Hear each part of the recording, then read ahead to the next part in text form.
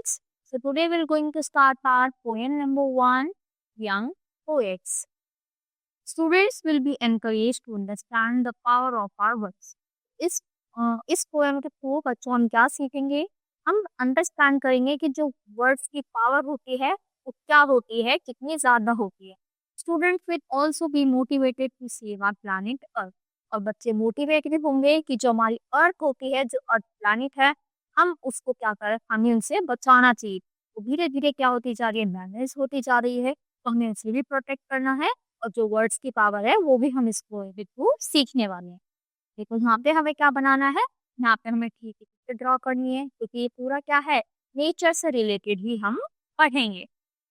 You speak for the lakes, the trees and the birds. तो हम किस किस के लिए बात करते हैं? लेक्स के लिए बात करते हैं, ट्रीज के लिए और बर्ड्स के लिए. यू से व्हाट दे हैड से if they had the words. तो आपने कभी सोचा है कि वो क्या बोलते अगर उनके पास बोलने की क्षमता होती? यानी अब जैसे हम बोल पाते हैं, तो अगर वो भी बोल पाते तो वो क्या बोलते? Make peace and be proud, choose well every choice. Speak hope and speak loud, you are nature's words. तो पीस का मतलब क्या होता है? अपने क्या करना है, प्राउड होना चाहिए अपने ऊपर, और जो भी हमारी चॉइस है वो हमें अपने अकॉर्डिंगली करनी है. और स्पीक होप, हमें क्या बोलना है, होप बोलना है. And speak loud, you are nature's words. तो आपको क्या बोल, ये समझना है कि जो नेचर्स की वॉइस है, जो आवाज है नेचर की, वो हम ही है. उसको किससे रिप्रेजेंट किया गया है? होप से. Speak with respect now for jungles and streams. तो हमें रिस्पेक्ट के साथ बोलना चाहिए, चाहे कोई जंगल हो या फिर कोई स्ट्रीम हो. Speak for all wild life and dream giant dream.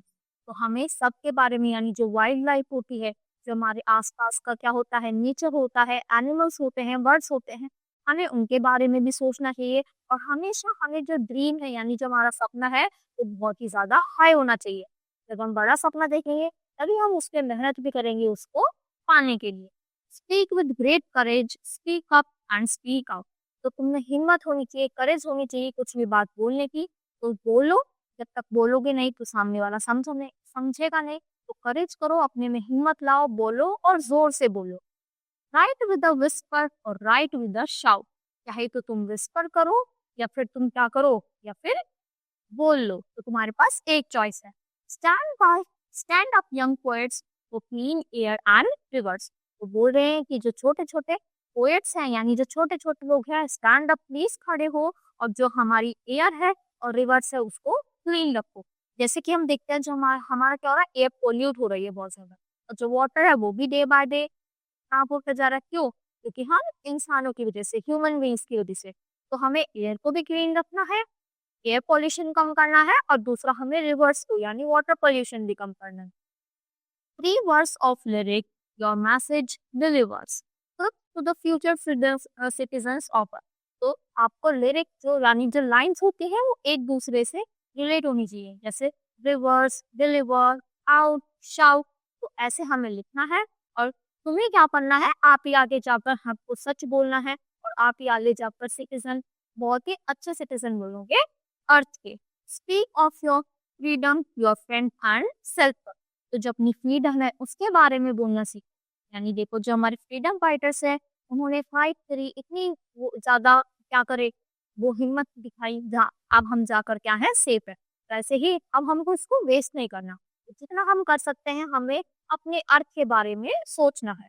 Speak for tomorrow and to you will still young. तो आज के बारे में बात करो, अब कल के आने वाले के बारे में बात करो. जो आने वाला है वो अच्छा होगा. कैसे अच्छा होगा? अगर हम आज को अच्छा रखेंगे.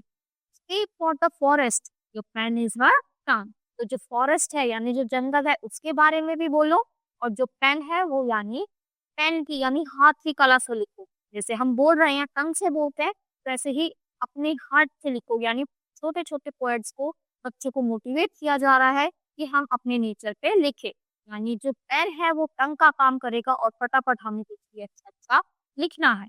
The world waits to hear your songs be still unsung. Words possess power and you can right the wrongs.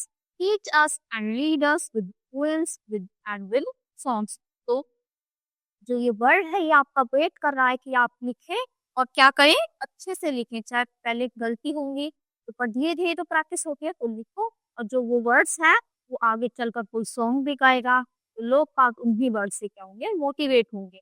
तो speak no for nature, for trees and for birds, defenders of earth choose carefully और बस।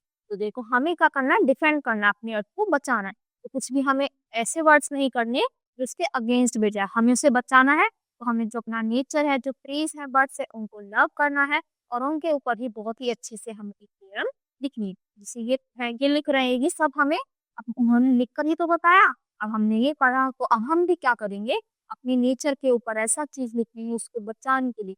कुछ भी उसको क्या करना है, उसके अच्छे के लिए लिखें, ताकि जो आगे आने वाली जनरेशन है उसको पढ़े और वो भी हमारी तरह मोटिवेटेड फील हो जाए। I hope you understood this poem. That's all for today. Thank you.